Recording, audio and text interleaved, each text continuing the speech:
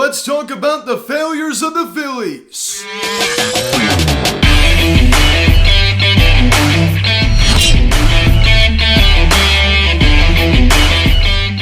Yo, what is going on, everybody? Welcome to Philly Sensitive Media, and today we're going to be talking about how the Phils have failed to rebuild over the past 10 years. Now, guys, before I get into this video, please subscribe if you haven't done yet. Please hit the bell. Please like this video, comment on this video, share this video, and let's get into this. Another week, right, where Jack Fritz, friend of the pod, could not come on. I apologize for that. He had something come up again. He had an obligation to take care of, but hopefully, right? I mean, this is going on. The past 3 weeks I've been busy. He's been busy, but hopefully next Wednesday he can come on. All right, I'm not going to make any guarantees because we all know what's been happening over the past 3 weeks, and our schedules are not really syncing up. Again, I apologize for that. But hopefully next week we can finally, get him on here again. First time since January, almost been a year. So it's been quite a while. I'm looking forward to getting him back on. Well, today I just want to take a look back and just see why the Phillies have just failed over the past 10 years. The lockout going on, really, not much news in the hot stove to talk about. I mean, other than these, little minor league signings that we'll talk about on Saturday, nothing really significant. Nothing. I mean, this is a very weird time in baseball. I'm going to say it every single video. Soak this in. This is a very interesting time to be a baseball fan. Of course, none of us like what's going on right now, but you have to let this soak in. I mean, this is pretty weird. This is interesting times to be a baseball fan, so let it soak in. Let's go take a look back, right? I mean, the Phillies have just amazing core from 2007 to 2011. It made the playoffs, 5 straight seasons, 5 straight NL East titles. Of course, unfortunately, it came up short in 06 in Ryan Howard's MVP year. And the future is looking bright, right? And you go back and take a look at Ed Wade, who was the, general manager up until 2005. Honestly, I think he was very, very underrated. I mean, of course, he did lose his job, but I mean, he is the reason, partly as to why the Phillies won the 2008 World Series. I really just think he did a wonderful job, and of course everybody makes mistakes, but I was definitely a fan of what he did, building up the farm system, really just, helping the Phils in that run from 07 to 2011. And I understand they only won 1 World Series championship in there, but they definitely could have at least won 2. They should have won in 09. They just ran into a good Yankees team. That was just a tough go around. Honestly, arguably, I think they had a much better team in 2009 than it did in 2008. I shouldn't probably say much better, but it definitely was better. On paper, it was definitely a better team. You got Ibanez, taking the place of Pat Burrell, who left to go to the Rays, the team that would be in the 2008 World Series. Of course, when he was a free agent. That was very interesting.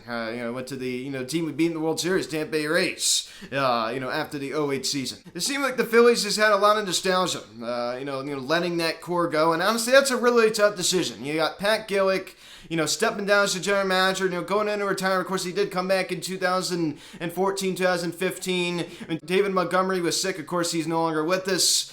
Sadly, he was a great man. But anyway, Ruben Amaro Jr., who was the assistant general manager, then was named general manager. And of course, he kind of has an interesting reputation now. Of course, now works with NBC Sports Philly, as a color analyst. But he definitely really, really helped, stock up the pitching. I mean, there's no question about that. It was very aggressive with Cliff Lee. Of course, had 2 separate stints with us.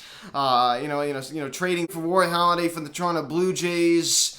And that's why I keep saying, man, I'm so thankful that we won in 08. We definitely could have won at least one more. At least one more. I mean, we definitely should have won in 09. As I said, we ran into a good Yankees team. We definitely should have won with Lee and Halladay. We didn't even do that. It's amazing. Baseball is just a weird game. Baseball is just a weird game.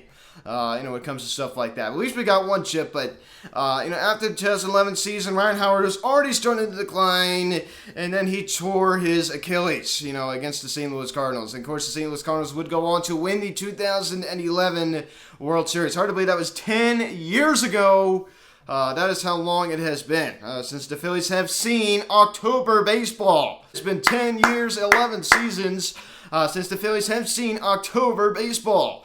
Pretty pathetic. But in 2012, it seemed like the Phillies were just really, really struggling to get rid of this core, right? I mean, it was tough because, you know what? They had so many great memories with this core. It's hard to say goodbye. Of course, at the 2012 trade deadline, they dealt Shane Victorino to the Los Angeles Dodgers. It seemed like all the former Phillies were always going to the Dodgers. We'll get to this in a little bit. Utley, Rollins, Ruiz. what was it? The Dodgers. Hamels went there. In the minor league deal. Like, it's just weird, man. Like, all the former Phils always going to the Dodgers. It seems like they have like this connection or something. It's kind of weird. Victorino on that list, as I just said, definitely kind of strange. But the Phils, always starting to get rid. Of course, they traded away Hunter Pence, who, of course, came over in 2011 and only spent, pretty much one full season with the Phils. Half of the second half of 2011 and the first half of 2012. But at the end of the 2012 season, I still think the Phils thought that they could just keep building on this collapsed foundation. It just couldn't work. I mean, they made all these, little cheap signings, going out and getting Delman Young, Michael Young. They just kept trying to build. I mean, signing Jonathan Papelbon, to start in the 2012 season, which they hoped to be competitive. Of course, Ryan Howard didn't come back for a while. Chase Utley and Jimmy Rollins both battled injuries. It just was a whole mess. They re-signed Cole Hamels. And honestly, he really got to be really just a pain in the Phillies' butt come 2015 when he just was so just whiny about the current situation. I mean, he had a right to be upset, but he's the one who was named in that contract. No one forced him to do it. It was his decision. 2013 was just another year where the Phillies just kept trying to win with this core. They just couldn't let it go. They waited way too long to trade Jimmy Rollins and Chase Utley. And of course, I don't really get mad at Ruben Amaro Jr. for not trading Ryan Howard. I mean, no one wanted that contract. You can't blame anybody for not wanting to take on that contract. Who in the world would want to take on that Ryan Howard contract? No, thank you. No, thank you. That is a disastrous contract, or was, right? That was definitely a disastrous contract. $25 million a year. A guy that hits, around 220, 100 plus strikeouts, only 20 home runs. I mean, this is just terrible. Definitely not a good OBP. I mean, just not a good asset for the team. Below average defense at that point of his career. No one wanted Ryan Howard. I mean, of course they tried to, look around, invest the options, but nobody wanted him. But they definitely could have dealt, Chase Utley and Jimmy Rollins. Especially in 2014 when Chase Utley was an all-star. Went to Target Field in Minnesota. I mean, why in the world did they not trade him then? Instead, they wait until 2015, in August of 2015, and trade him to the Los Angeles Dodgers for just basically nothing. This Darnell Sweeney. Did he do anything? No. I mean, maybe a couple home runs and that was it. And then he went back to the Dodgers in the Howie Kendrick trade in 2016, a year later. Just over a year later. So that was just a disaster. Of course, they trade, Jimmy Rollins in December 2014 to Los Angeles Dodgers for Zach Eflin. So they did get something good, right? Of course, Zach Eflin came over to the Dodgers in the Matt Kemp trade just a few days later. Then he was traded to the Phils. It's kind of interesting. Just a very brief stint with the Dodgers during the offseason. Of course, the Jimmy Rollins trade did get us Zach Eflin, so at least we got something out of it. The key story is, ladies and gentlemen, is that the Phillies waited way too long to trade Jimmy Rollins and Ryan Howard. I mean, they just couldn't let go of this core. Not trading Hamels in 2012 was definitely a big mistake. They definitely should have done that. That was a disaster. I mean, that was just really, they definitely should have got rid of him before. I mean, they knew that the end was near. They knew that the Washington Nationals had studs. They had studs. Ryan Zimmerman was like the core of that team around that time. Of course, he had Bryce Harper, coming up, being great for the Nats. Of course, he had Ian Desmond. They had this great pitching core of Steven Strasburg. They didn't have Max Scherzer at that time. Of course, they got him in 2015. He had, Steven Strasburg, Gio Gonzalez. I mean, the Nats, Jordan Zimmerman. I mean, the Nats were up and coming, man. I mean, they were going to take this division, with Bryce Harper, Ryan Zimmerman leading that team. Due to the Mets had a lot of young players in the minor leagues and were going to be very, very good. Of course, the Marlins, even though they didn't do anything, everybody thought that they were going to be good as well, which of course they weren't. But the moral of the story is that the Phillies waited way too long. Way too long to say goodbye to the 07 to 2011 core. They let Jason Worth walk in free agency. Thank God they did not re-sign him. That would have been, I would have had another 20 minutes to talk about that on this video. Mike Rizzo definitely made a mistake signing Jason Worth, but not too bad. But that contract did not work out for the Nats as well as they hoped it would. But of course, around 2015, 2016, you had some optimism. You got guys like Darren Ruff. I mean, of course, Dominic Brown, who had a great 2013 season. He goes into 2014. You were hoping that he was going to improve. Of course, the Phillies made all these cheap signings. Again, in 2014, they thought they could build on this cheap ops foundation. Signing AJ Burnett and Marlon Byrd and just terrible, absolutely terrible. But as I said, there was a lot of optimism in 2015, 2016 that the Phillies had a lot of young players. I mean, because they did, and they were going to be good in a couple of years. And I was one of those people that believe that. I mean, Michael Franco, got Darren Ruff, who looked like he was going to be something special. There's a whole lot of optimism. I even thought Duper Herrera was going to be a stud. Not to the level I thought Michael Franco was going to be. It's just the whole thing is just a total disappointment. All right. I mean, of course, when they, in July of 2015, when they traded, Cole Hamels to the Texas Rangers, I thought, Nick Williams was going to be a stud. I thought that I don't really know much about Alec Asher and Jake Thompson, and I thought those guys were going to be good, but I really was looking at Jorge Alfaro and Nick Williams. Alfaro got us, who's now with the Padres. Jorge Alfaro got us, JT Muto, which that trade is looking more and more like it worked out, right? But anyway, we're still in one World Series. We haven't even made a playoff appearance. Okay, we haven't even made a playoff appearance, and of course, from that time, 2015, 2016, up until now, it has not worked out. I mean, you have these prospects, like Spencer Howard, who eventually got traded away.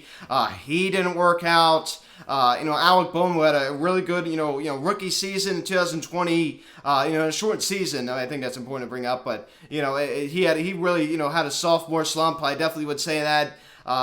Just like so. Of course, Nick Williams, who never turned out to be anything. The whole thing is just a mess. Vince Velasquez and the Ken Giles trade, that never amounted to anything. I mean, I could go on and on and on of the play. I mean, Darren Ruff, of course, never came to be anything. I mean, it's just ridiculous. They failed miserably, and this is an organization that has really bad scouting, really bad player development. I mean, they failed. They have absolutely failed. And they put themselves in this position. In 2018, I think that was like the peak of our hope. At the end of 2018 season, yes, we fell short. But guess what? We had money to spend going into 2019. Of course, we signed Harper and everything, but we forgot about the pitching. And we failed to rebuild. I mean, we don't really have a lot of ingrown talent. We don't. That's why I really value Bryson Scott. Okay, that's why I think it's really important that Alec Bohm develops and works with Kevin Long this offseason, who's our new hitting coach. I think it's extremely important because that's something we're really lacking right now. Homegrown talent. Yes, I love Harp. My favorite Phil. Is he homegrown? Of course he's not. He's from the Washington Nationals. Is JT Mitchell homegrown? Of course he's not. And that's why I wish Aaron Nola would be more consistent. And you could once, I guess, do that right in 2018 when he was a Cy Young candidate, but it's just sad. I mean, the Phillies have failed. I mean, it's not to say they can't turn it around. I mean, I definitely think they have a lot of good pieces right here, but they need complementary players. As David Gabrowski said in the season recap, they need more complementary players. They need more homegrown talent. I want to keep emphasizing homegrown talent. We have failed miserably in the farm system. Failed miserably. I mean, honestly, farm system ranked 27th in all of baseball by Fangraphs. Disgraceful. So that is going to do it for today. Hope you all enjoyed this video. Comment down below. I mean, why do you think the Phillies have failed the past 10 years? Why do you think? That's what I think, right? I think this was a great video to make. I mean, I was trying to think about what video I was going to make this week. I mean, I wanted to talk about this for a while. Perfect time to do it in the lockout, and the whole thing's a mess. You heard the report they're not going to do anything until January. I'm not worried. I'm still not. I mean, they are going to lose so much money if they let the season be affected, shortened, whatever. It's going to start all on time. I'm not worried about it. I'm very, very confident. So guys, since you watched this video, please subscribe if you haven't not yet.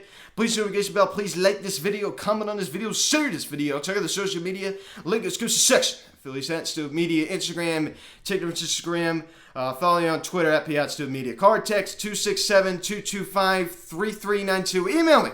PhilliesStudioMedia@gmail.com. Just for another friendly reminder, Phillies Studio Media available on Apple Podcasts, Spotify, and Google Podcasts. Just go check me out on there as well if you're interested in listening to me on a podcast version only. As I said before, this is the only version you can find me, MP4, with video and audio. So guys, since you're watching, I'm Luke, and I'll talk to you later. I'll see you on Saturday. I'll see you guys.